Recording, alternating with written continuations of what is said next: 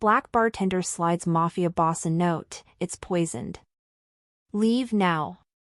He smiles at her instead. The glass made a soft clink as I set it down in front of him, my fingertips still tingling from where they'd brushed against his. Dominic Vega looked up, those amber eyes catching mine with an intensity that made my breath catch.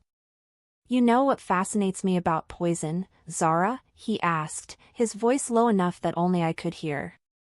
"It's the ultimate betrayal. Silent. Intimate. The perfect weapon for cowards." My pulse skyrocketed. Did he know?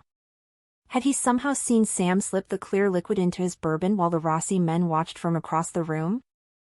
I should have walked away. Should have minded my business like everyone else at the Velvet Hour. Instead, I grabbed a cocktail napkin and wrote 3 words that would destroy everything: "It's poisoned. Leave." When I slid it across the table, Vega didn't even flinch. He just smiled, a real smile that transformed his face, before covering my hand with his own. "I've been watching you for months," he whispered. "Wondering when you'd finally choose a side." And just like that, I realized I wasn't saving him. He was claiming me. The midnight crowd at the Velvet Hour had thinned to a handful of regulars, leaving me to polish glasses in relative peace. 6 months into bartending at Chicago's most exclusive speakeasy, and I still felt like an imposter behind this gleaming mahogany bar with its hidden compartments and secrets. I adjusted my crisp white shirt, smoothed down my fitted black vest, and tried to ignore the weight of eyes following my every move from the corner booth. He'd been there for 3 hours, nursing a single glass of our most expensive bourbon, watching me with an intensity that made my skin prickle. Dominic Vega. The name whispered in fearful tones throughout the city.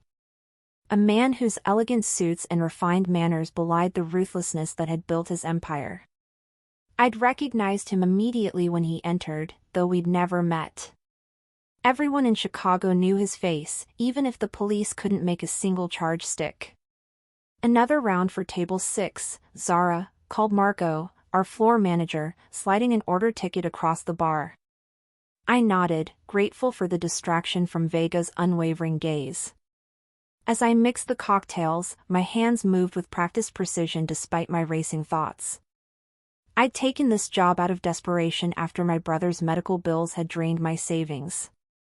The pay was exceptional, the tips even better, but no one had mentioned that the establishment operated under Vega's protection. A protection that came with expectations. The Velvet Hour served as neutral ground for business discussions that couldn't happen elsewhere. We saw things, heard things. And the cardinal rule was simple: forget everything by morning. I delivered the drinks to table 6, where a city councilman sat with a woman who wasn't his wife. On my return path, I made the mistake of glancing toward Vega's table. He raised his glass slightly, a clear summons. My stomach tightened. I'd managed to avoid direct interaction with him during his previous visits, but tonight, with the bar nearly empty, there was nowhere to hide. "Mr. Vega would like a refill," Marco murmured, suddenly beside me. Best not keep him waiting. I poured 2 fingers of the bourbon into a fresh glass, placed it on a small tray, and approached his table with measured steps. Up close, he was more striking than intimidating: sharp cheekbones, dark hair with threads of silver at the temples, and eyes the color of aged whiskey. A thin scar traced his jawline, the only visible evidence of his violent rise to power. "Your bourbon, sir," I said, setting the glass before him. "Zara, isn't it?" His voice was unexpectedly gentle, with the faintest trace of an accent I couldn't place. I nodded, surprised he knew my name. "Join me." He gestured to the empty chair across from him. "I'm working, Mr. Vega. I own 30% of this establishment. Consider it a work requirement." His smile didn't reach his eyes. I glanced toward Marco, who gave an almost imperceptible nod. Reluctantly, I slid into the chair, perching on its edge, ready to flee. Relax, Vega said, taking a sip of his bourbon. If I wanted to harm you, we wouldn't be having this conversation. The casual threat sent ice through my veins. What can I do for you, Mr. Vega? Tell me about yourself. You're new here. 6 months isn't exactly new. It is to me. He studied me over the rim of his glass. You're not like the others. College educated, I'd guess. This isn't your natural habitat. I shifted uncomfortably. I needed the money. Everyone needs money. Few are willing to work in an establishment where they might witness something problematic. My throat went dry. I mind my business. Do you? He leaned forward slightly. Because I've noticed you watching. Observing. Remembering faces, conversations. That's dangerous, Zara. The warning was clear. I'd been too curious, too attentive. In his world, that could be a death sentence. I'm just doing my job, I managed. Your job is to serve drinks and forget what you see. Yet last week, when the Rossi brothers were discussing their shipment routes, you lingered. Listened. My heart hammered against my ribs. I hadn't realized anyone had noticed. I was clearing glasses. For 3 minutes and 40 seconds? His expression remained pleasant, but his eyes had hardened. I've been watching you, Zara. You're either very brave or very foolish. Before I could respond, the front door opened, admitting a gust of autumn air and 3 men in expensive suits. I recognized them immediately, members of the Rossi family, Vega's chief rivals in the city's underworld. Vega's posture shifted subtly, tension coiling beneath his relaxed facade. Interesting. They're not welcome here. It's neutral ground, I said without thinking. His gaze snapped back to me. You know more than you should. The Rossi men settled at a table across the room, their eyes fixed on Vega. The atmosphere crackled with unspoken hostility. I should get back to work, I said, rising. Vega caught my wrist, his grip firm but not painful. Stay. Serve us both. I'm curious to see what they want. Marco approached the Rossi table, his usual smooth confidence replaced with visible unease. Words were exchanged, then he hurried to the bar, speaking urgently to Sam, our other bartender. Sam began mixing drinks with unusual care, his back to the room. I watched as he reached beneath the bar, removing a small vial from a hidden compartment. With practiced sleight of hand, he added several drops to one of the glasses. My blood ran cold. I'd heard rumors of such things happening in establishments like ours, but had never witnessed it firsthand. Sam placed the drinks on Marco's tray, 3 identical glasses of amber liquid. As Marco carried them toward the Rossi table, he caught my eye, a silent message passing between us. He would serve the doctored drink to Vega when he returned. The realization hit me like a physical blow. I was witnessing a murder in progress. Vega was still watching me, his expression curious. Something wrong, Zara? I made a split-second decision that would change everything. Grabbing a cocktail napkin, I scrawled 3 words, "It's poisoned." Leave. When Marco approached with the tray, I slid the napkin across the table to Vega, my heart in my throat. He glanced down, read my warning, then looked up at me with an expression I couldn't decipher. Instead of the alarm or anger I expected, his lips curved into a genuine smile, the first I'd seen from him. As Marco set the drinks down, Vega's hand closed over mine, warm and steady. How thoughtful of the Rossi family to send over a drink, he said loudly enough for them to hear. But I never drink without my companion joining me. He pushed one glass toward me, keeping the untouched one for himself. Marco's face drained of color. The Rossi men shifted uneasily in their seats. "Drink up, Zara," Vega said softly, his eyes never leaving mine. "Unless there's some reason you shouldn't?" The trap was elegant in its simplicity. If the drink was poisoned, I just condemned myself. If I refused, I revealed my knowledge of the plot. I stared at the amber liquid, my future narrowing to this single moment. "Perhaps we should toast first," Vega suggested, raising his glass. "To new alliances." With trembling fingers, I lifted my glass, buying precious seconds to think. The Rossi men watched intently, waiting for Vega to drink. In one fluid motion, Vega switched our glasses, his movement so smooth it was nearly imperceptible. On second thought, he murmured, "I prefer this one." Understanding dawned. He was protecting me while sending a message to everyone watching. "To survival," I whispered, clinking my glass against his. We both raised our drinks to our lips but didn't swallow. Across the room, the Rossi men relaxed slightly, satisfied the plan was proceeding.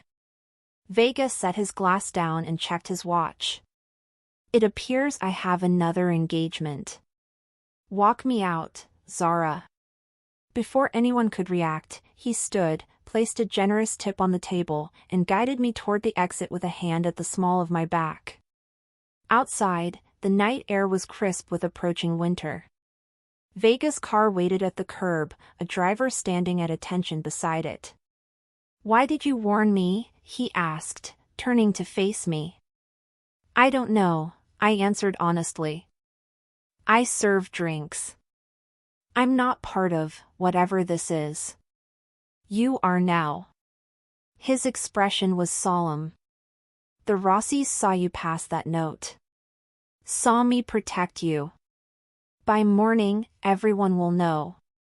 The full weight of what I'd done crashed down on me. I'd chosen a side in a war I wanted no part of. "What happens now?" My voice sounded distant to my own ears. "Now you come with me." He opened the car door. "Unless you prefer to return to the people who just tried to kill me and will certainly blame you for the failure." It wasn't really a choice.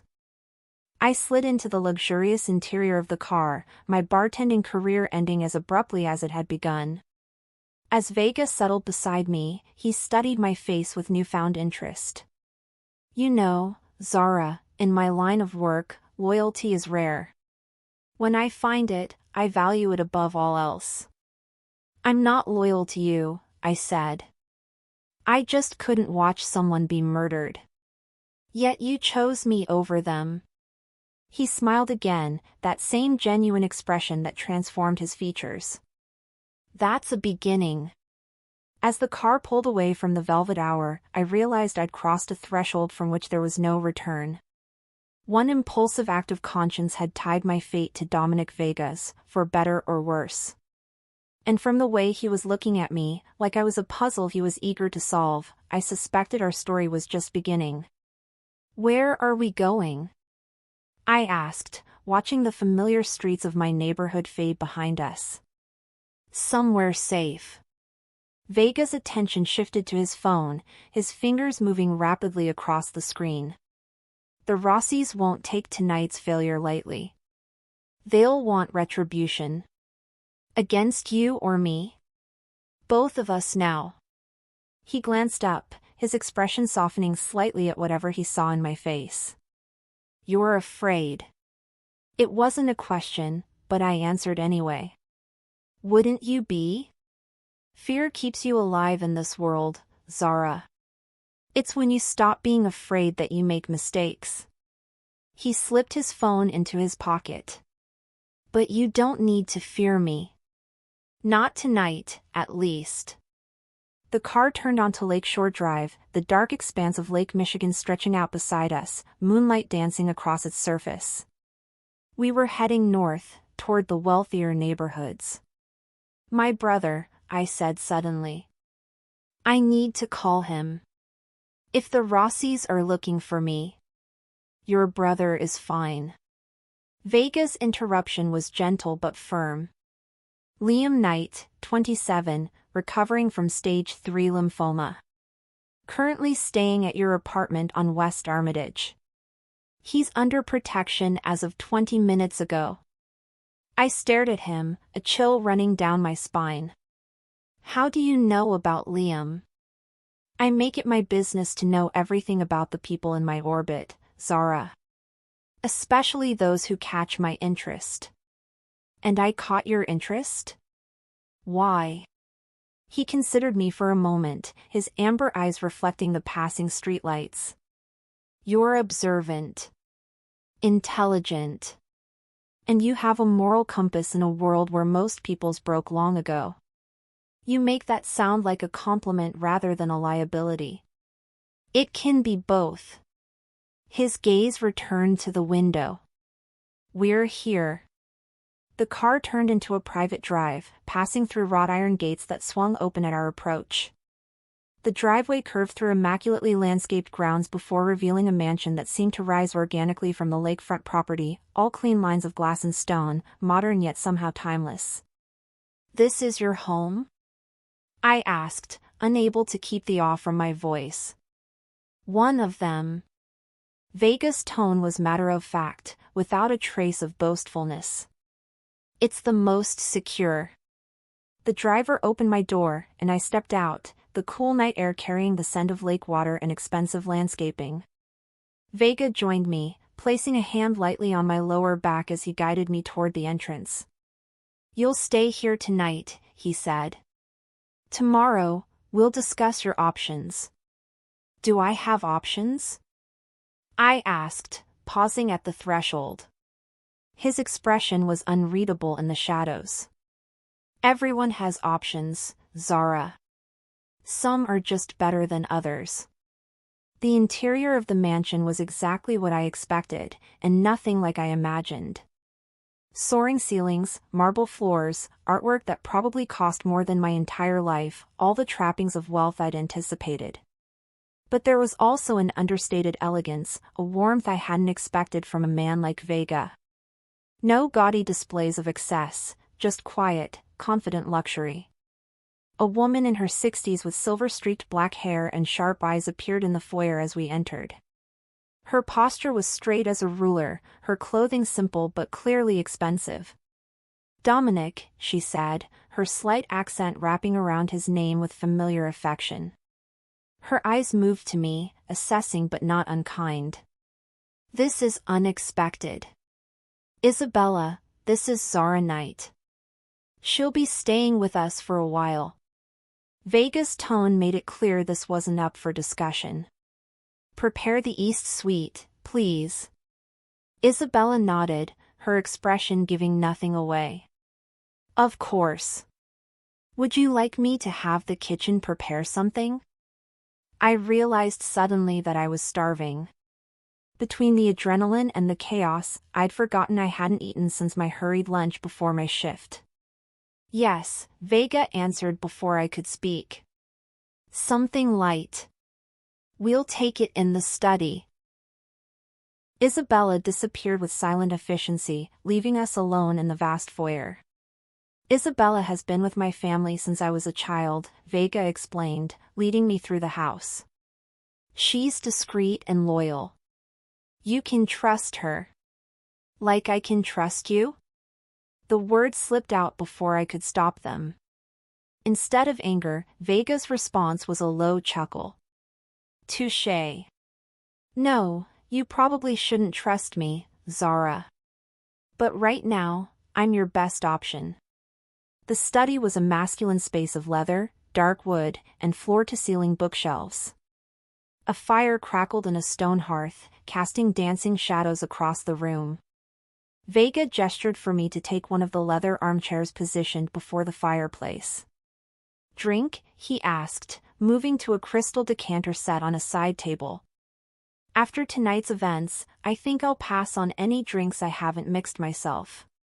He smiled, appreciating my caution. Fair enough. He poured himself 2 fingers of amber liquid and settled into the chair opposite mine.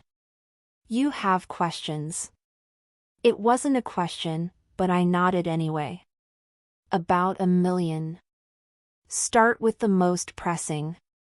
I leaned forward, meeting his gaze directly. The Rossis tried to kill you tonight. Why? Straight to business. Vega swirled his drink, watching the liquid catch the firelight. The Rossi family and mine have been competitors for generations. Recently, they've been encroaching on territory we've held for decades. Tonight was meant to be a message. A deadly one. The only kind that matters in our world. He took a sip of his drink. Your turn. Why did you warn me? I'd been asking myself the same question since I'd scribbled those 3 words. I told you, I couldn't just watch someone be murdered. Even someone like me? His voice was soft, curious rather than accusatory. You know what I am, Zara. What I do. I know what people say about you, I corrected. I don't know you. And yet you risked your life for me. He leaned forward, mirroring my posture. That suggests either remarkable compassion or remarkable foolishness. Maybe both. I held his gaze. What happens to Marco and Sam? They were following orders, I assume. Something cold flickered in Vega's eyes. Whose orders? I don't know. But Sam doesn't seem the type to poison someone's drink on his own initiative. Vega was silent for a moment, studying me. You're right. They were following orders. And yes, there will be consequences. A chill ran through me. Are you going to kill them? Would that bother you? After they tried to kill me? Yes, I said without hesitation. It would bother me.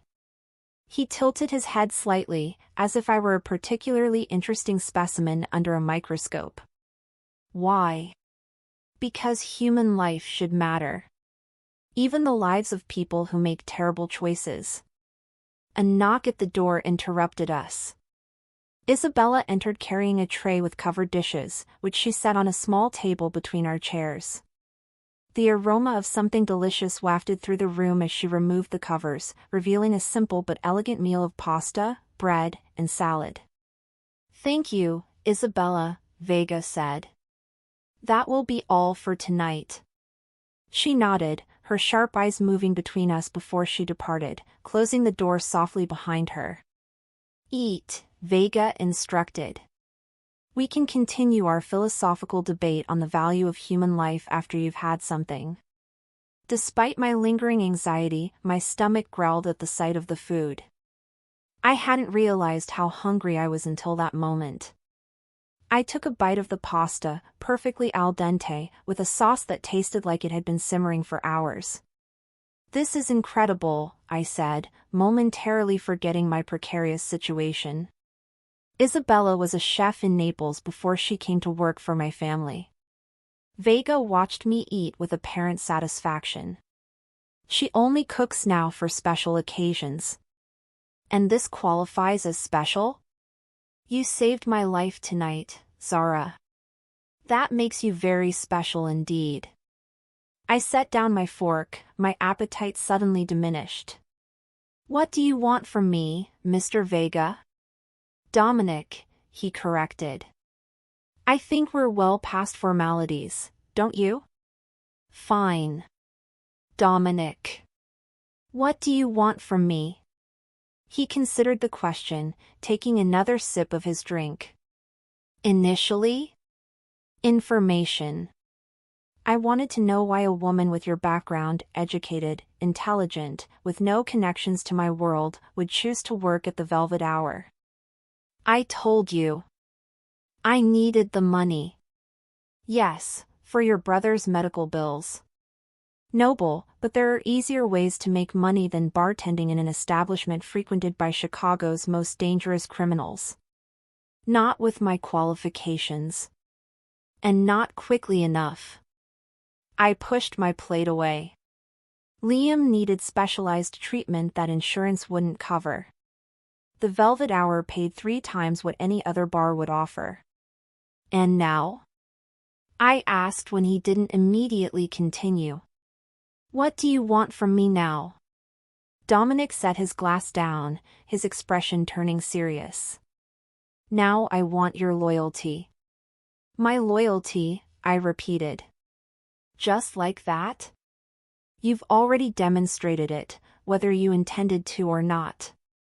The moment you passed me that napkin, you chose a side in a war you didn't even know you were fighting. And if I don't want to be part of your war? His smile was tinged with something like regret. Too late for that, I'm afraid. The Rossis saw what you did. By morning, every criminal organization in Chicago will know that Zara Knight betrayed the Rossi family to save Dominic Vega. The reality of my situation crashed down on me with renewed force. So I'm what, your property now? Another asset in your empire? No. His response was immediate and firm. You're under my protection. There's a difference. Is there? Yes. He leaned forward, his amber eyes intense in the firelight. My protection means you and your brother live. It means you have choices within certain parameters. It means I value what you bring to the table, your intelligence, your observational skills, your unexpected moral compass. And what exactly would I be doing for you? For now? Nothing. You'll stay here where it's safe while I deal with the fallout from tonight. And after that? Dominic's expression softened slightly. After that, we'll see. I have certain business interests that could benefit from someone with your particular talents. Illegal business interests, I clarified. Not all of them, actually.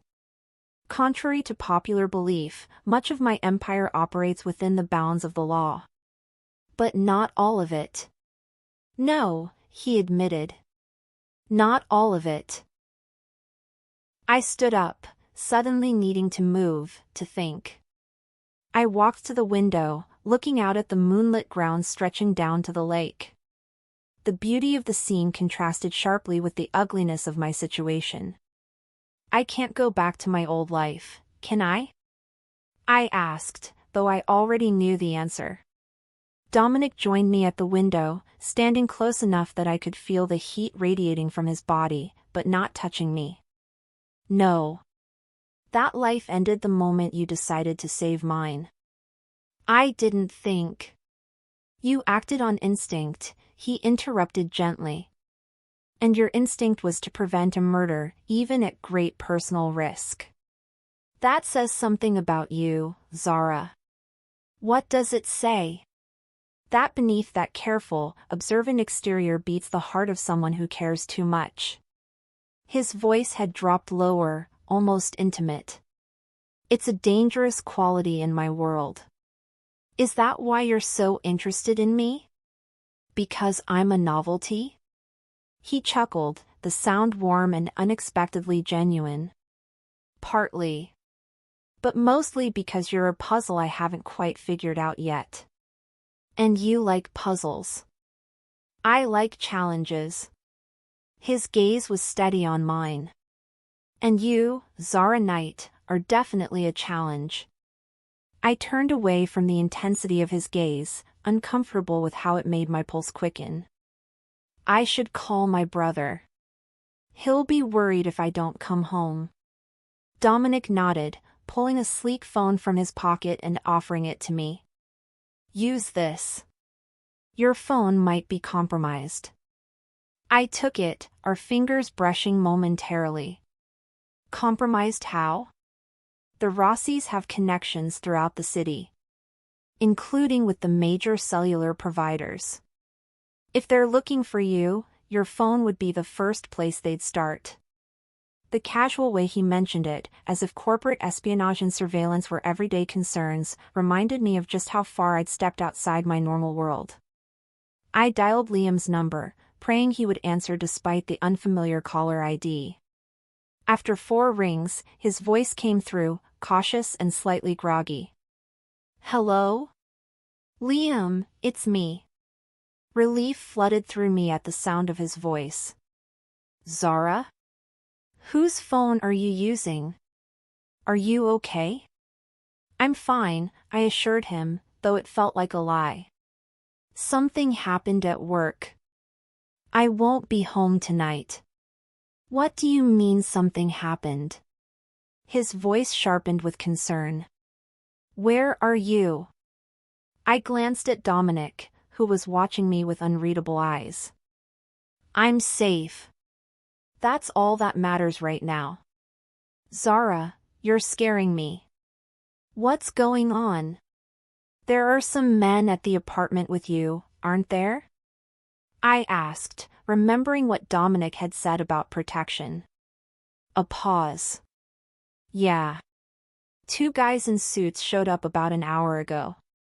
Said they were friends of yours and needed to keep an eye on the place. I thought it was weird, but they had keys, so..." "It's okay. They're there to keep you safe." "Safe from what?" Liam's voice rose with alarm. "What have you gotten yourself into?" "It's complicated. I promise I'll explain everything soon. Just trust me, okay? Stay in the apartment. Do what they tell you." "Zara. Please, Liam.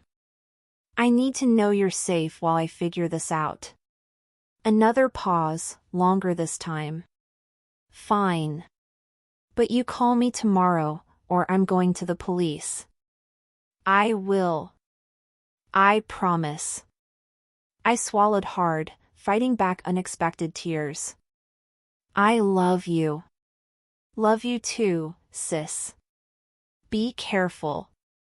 I ended the call and handed the phone back to Dominic, blinking rapidly to clear my vision. "Thank you. For protecting him." "Of course." He slipped the phone into his pocket. "Family is everything."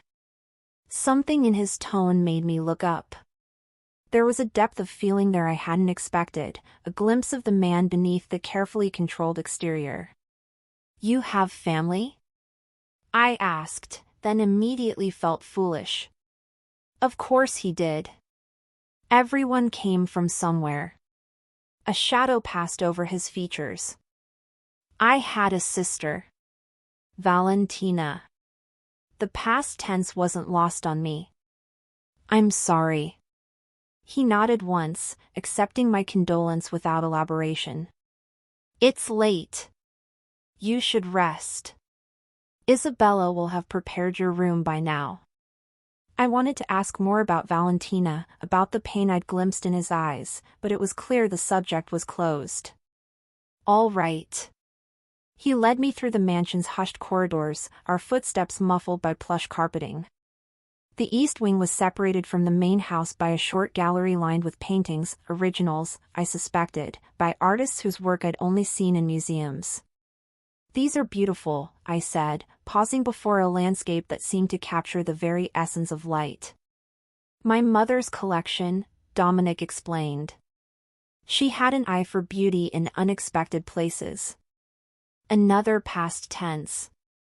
Another loss.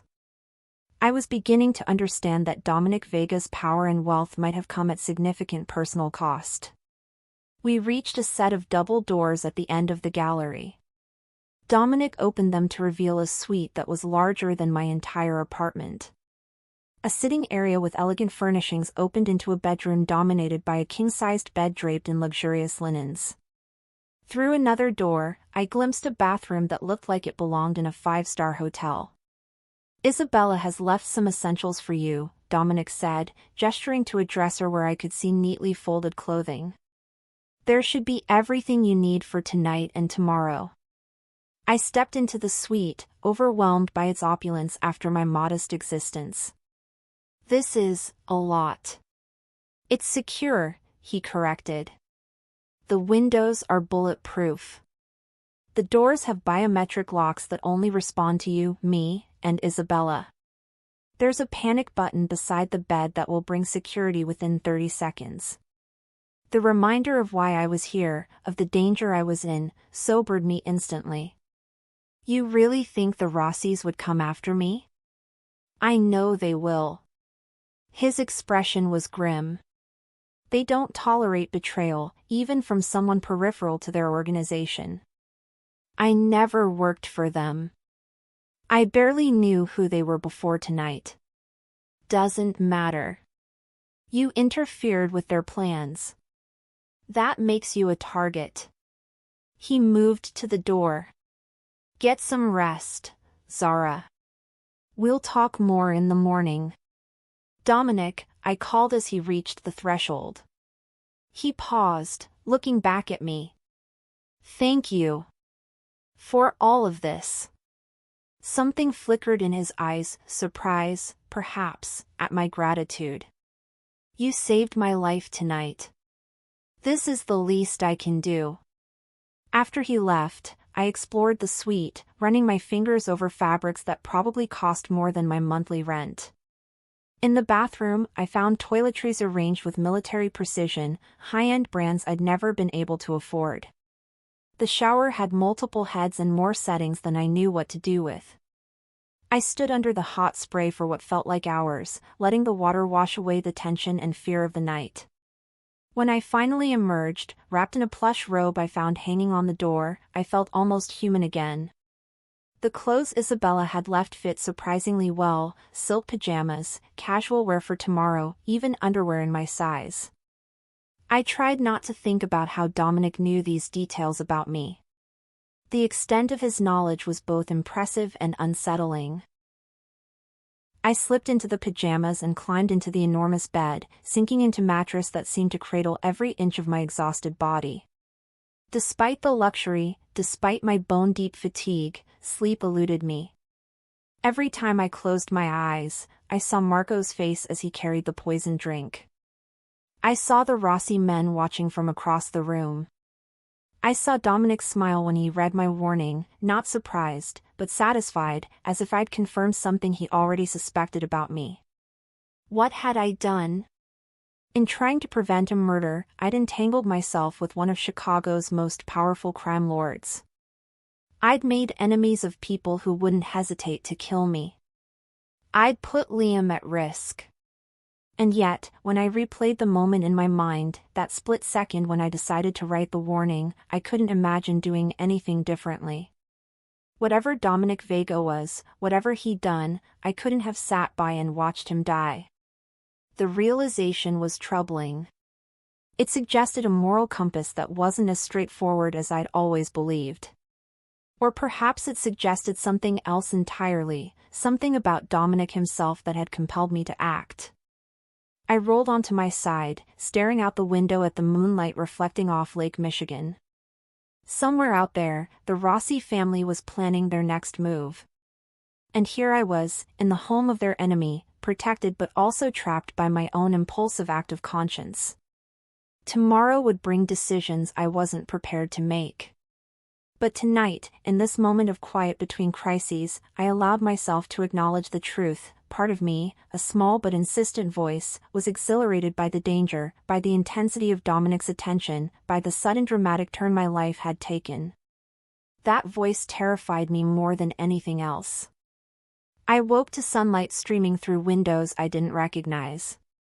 For a blissful moment, confusion reigned. Where was I? Why was this bed so comfortable? Then reality crashed back with brutal clarity. The velvet hour.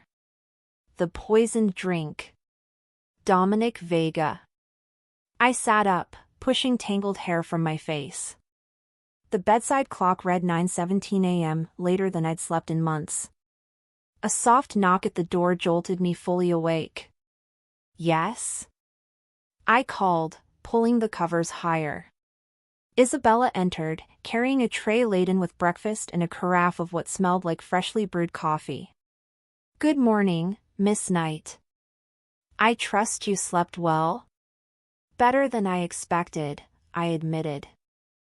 Thank you for the clothes and everything. She set the tray on a small table near the window. Mr. Vega instructed me to see to your comfort. Her tone was professional, but I detected a hint of curiosity in her sharp eyes. He would like to see you in his study when you're ready. No rush. No rush, but clearly an expectation. I'll be down soon. After Isabella left, I ate quickly, fresh fruit, pastries still warm from the oven, and coffee that made the expensive stuff I splurged on occasionally taste like dishwater. The clothes she'd provided for today were simple but elegant, dark jeans that fit perfectly, a soft cashmere sweater in deep blue, and leather ankle boots that looked like they cost more than my rent. I found my way back to the study without assistance, my memory for spaces serving me well. Dominic was seated behind a massive desk, focused on a laptop screen.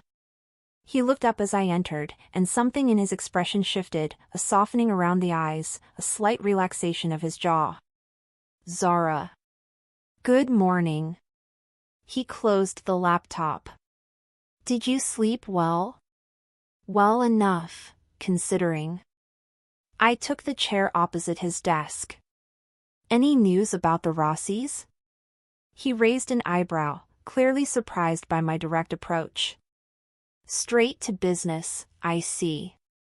I figure my life is in danger. Seems relevant. A smile tugged at the corner of his mouth. Fair enough. The Rossis are regrouping. They've put out feelers about your whereabouts, but nothing aggressive yet. They're more concerned with damage control after their failed attempt on me. And Marco? Sam? Something cold flickered in his eyes. Marco has disappeared. Probably running on Rossi orders. Sam was found in his apartment this morning. My stomach dropped. Dead?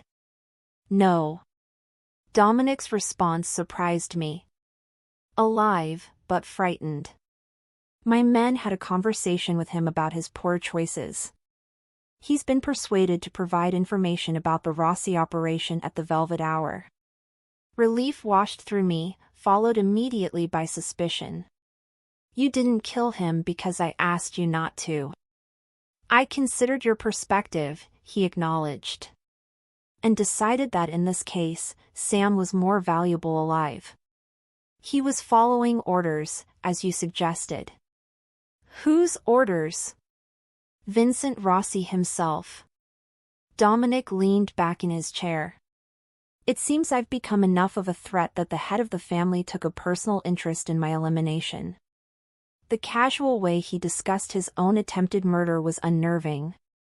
Should I be flattered that you took my moral objections into consideration, or is this just good business? His smile widened slightly. Can't it be both? Before I could respond, his phone buzzed. He glanced at it, his expression hardening. Excuse me a moment.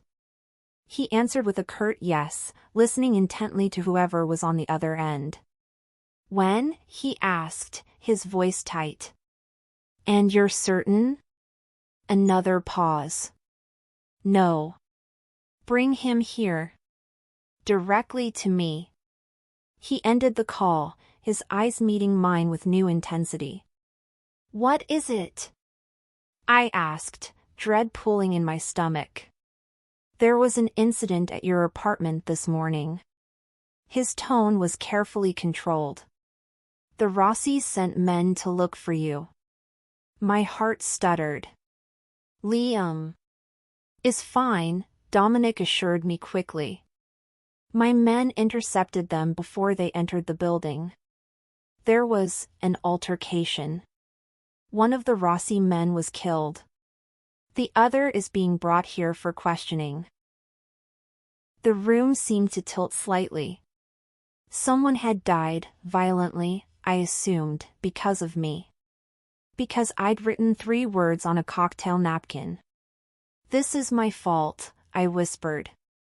No. Dominic's response was immediate and firm. This is Vincent Rossi's fault. He ordered the hit on me. He sent men after you. The consequences are his responsibility, not yours. But if I hadn't warned you, then I'd be dead, and you'd still be in danger. He rose from his desk, coming around to lean against it directly in front of me. The Rossis would have eliminated you as a witness regardless. At least this way, you're protected. Protected. The word seemed inadequate for the storm I'd found myself in the center of. What happens now? Now we accelerate our plans. Dominic crossed his arms, studying me with those intense amber eyes. The Rossis have made this personal by targeting your brother. I won't allow that to stand. What does that mean, exactly? I asked, afraid of the answer. It means I'm going to dismantle Vincent Rossi's operation piece by piece until there's nothing left. His voice was calm, matter-of-fact, as if he were discussing a business merger rather than what sounded like all-out war. And my role in all this? Dominic considered me for a long moment. That depends on you, Zara. You have valuable insights into the Velvet Hour operation. You've demonstrated exceptional observational skills and quick thinking under pressure. Those are assets I can use. You want me to spy for you.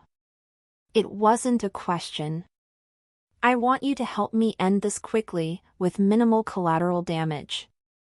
He leaned closer. The longer this conflict drags on, the more innocent people get caught in the crossfire. Including your brother. He was manipulating me, I knew that. Using my concern for Liam to secure my cooperation.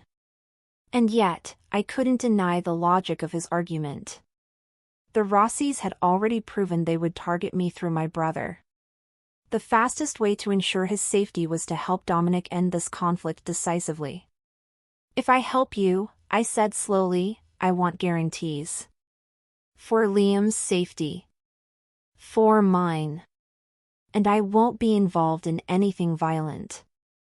Agreed. His response was immediate. Your brother will be moved to a secure location today. You'll both be provided with new identities and enough money to start fresh anywhere you choose once this is over. And if I refuse?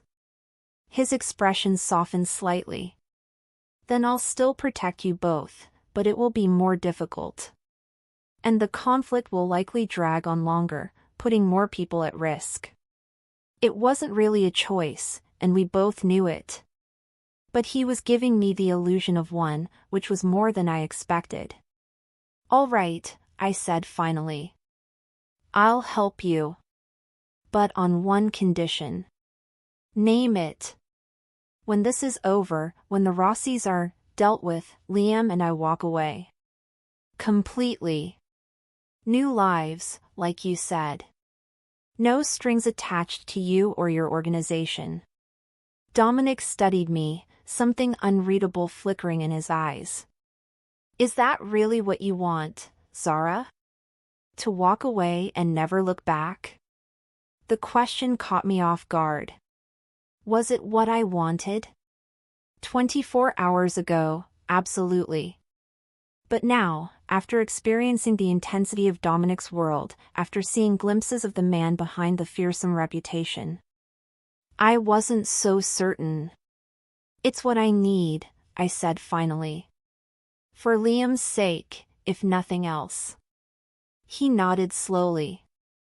Then you have my word. When this is over, you're free to go. As he extended his hand to seal our agreement, I couldn't help but wonder if either of us truly believed it would be that simple. I placed my hand in his, feeling the warmth and strength of his grip. Partners, then, he said softly. For now. For now, I echoed, unable to ignore the small thrill that ran through me at his touch, at the intensity of his gaze. I had made my choice. For better or worse, my fate was now intertwined with Dominic Vega's. And despite everything, the danger, the violence, the moral compromises, part of me was exhilarated by the prospect of what lay ahead. the black bartender had warned the Mafia boss. And now, somehow, they were allies in a war neither had anticipated. What happens when a woman with an unshakable moral compass joins forces with Chicago's most dangerous crime lord? If you enjoyed this story of unexpected alliances and dangerous choices, hit that like button and subscribe for more thrilling tales that will keep you on the edge of your seat. Drop a comment letting me know if you think Zara made the right choice. Would you have done the same in her position? Your support means everything, and I can't wait to share more stories that will make your heart race and your imagination soar. Until next time, remember, sometimes the most life-changing moments come from the smallest decisions.